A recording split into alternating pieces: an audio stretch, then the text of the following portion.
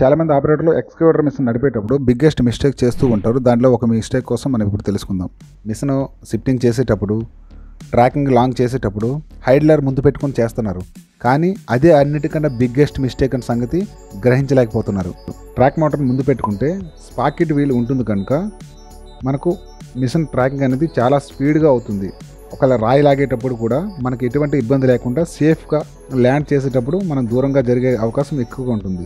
అదే హైడ్లర్ పెట్టినట్టయితే ఆ రాయి లాగే స్పీడ్కి మన ట్రాకింగ్ స్పీడ్కి అస్సలు సెట్ అవ్వదు. దీనివల్ల క్యాబిన్ మీద పడే ఛాన్సెస్ ఉంది, బ్యాటరీ బాక్స్ మీద పడే ఛాన్సెస్ ఉంది, ఆపరేటర్ పై పడే ఛాన్స్ కూడా ఉంది. ట్రాక్ మోటార్స్ పెట్టుకుంటేనే సేఫ్గా ఉంటుంది. ఎటువంటి రిపేర్స్ వచ్చినా సరే మన కంటికి కనిపిస్తుంది.